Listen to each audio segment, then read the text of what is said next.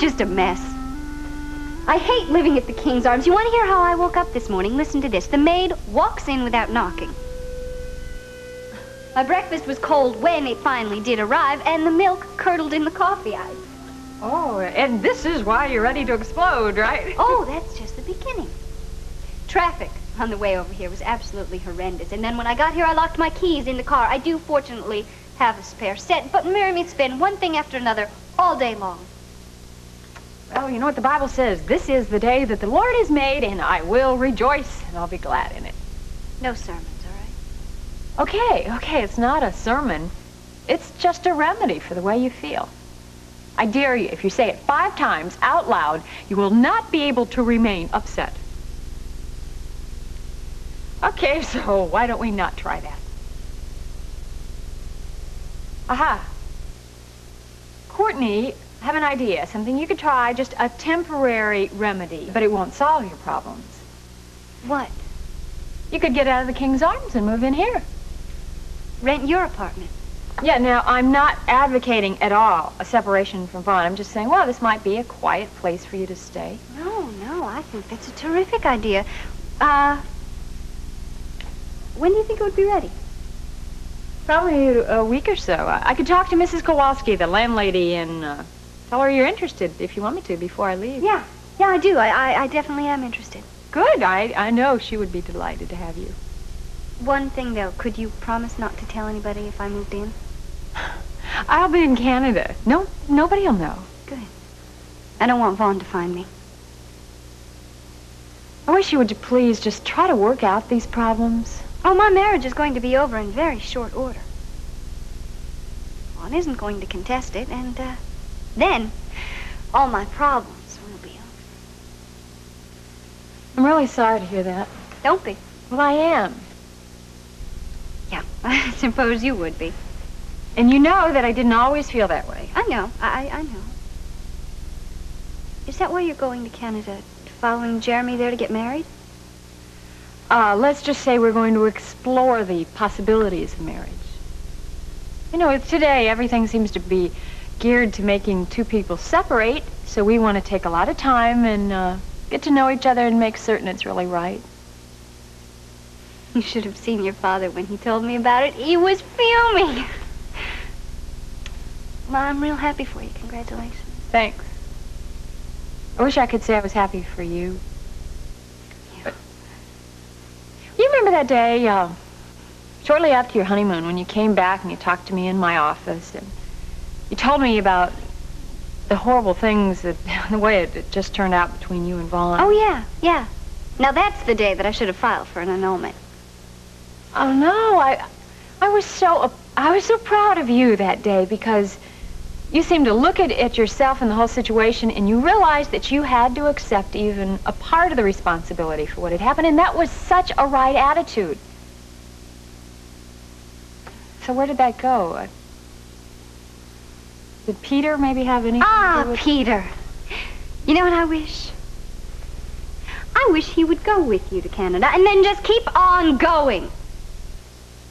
He doesn't claim to be a believer like you are, but he sure is a little messed up with all this religion he got when he was younger. But he's got some problem. Okay, what is it? What are you talking about here? Never mind. Peter's just, doesn't quite know what he wants, and I'm getting a little tired of waiting around for him to decide. I, for one, think that Peter will be a great husband to some lucky girl someday. Yeah. Well, I can see coming here was not a good idea. Oh, come on, Courtney, don't go. You know, Miriam, you're right. I've got the wrong attitude about this whole mess. Maybe I lost it on my honeymoon, but let me tell you what I didn't lose. I didn't lose my will to fight.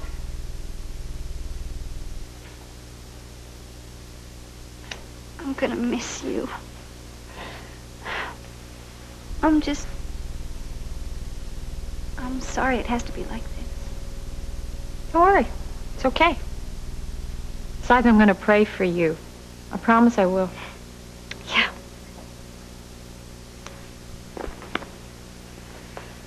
Courtney, look, you rushed into this marriage without listening to anyone's advice. So please don't rush out of it without listening to anyone again.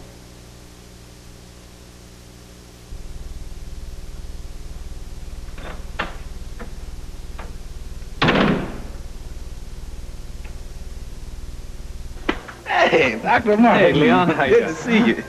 I do. Lori already placed the order, so it should be out in a second. Okay, thank you. Congratulations on your article in the Upbeat magazine. What, you read it?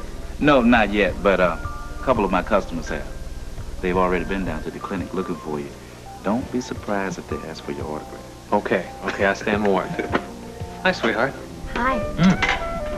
How'd it go this morning? Oh, routinely. So you already placed an order for me? Turkey club on whole wheat, hold the mayo. That's exactly what my stomach was craving. All right. I'm glad I married you. Well, thank you, kind sir. Are you craving a little publicity, too? What? I think you're about to get idolized. Hi. Dr. Martin? Yes? We stopped by the clinic and they said you were coming here for lunch. I hope you don't mind us asking, but, well, we read the article and we were wondering if you'd sign a copy for us. Sure. I mean, it's not every day I get asked to autograph something. Okay. And okay, there you go. Thanks so much. You're welcome.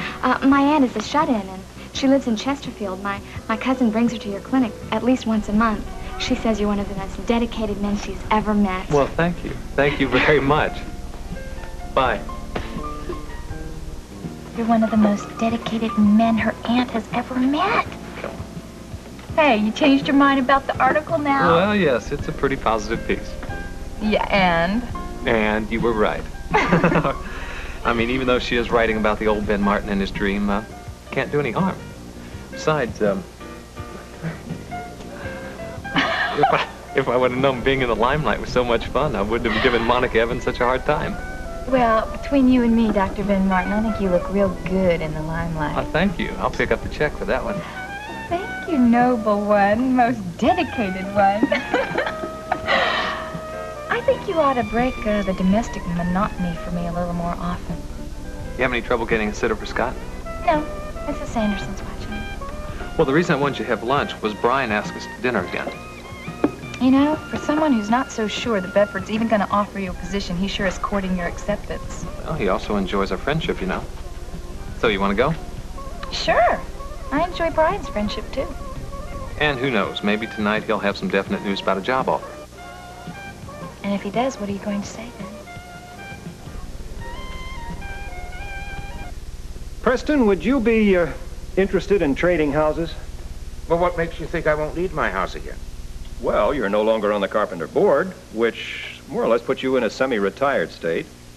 You also brought Phyllis here to Fairhaven from Rose Hill, and naturally you want to be close to her.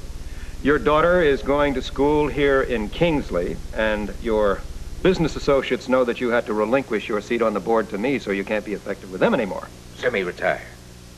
Semi-retired. I like that, Charles. I'm grateful that you didn't say retired, because nothing could be further from the truth. Are you by any chance telling me that you're putting a new business deal together? Oh, look, I don't want to bore you with my plans, Charles. No, look, no, you go right on back to Lake Forest. Take the seat on the board of Carpenter Shipping. I mean, you want it fair and square. You deserve everything you get, Charles.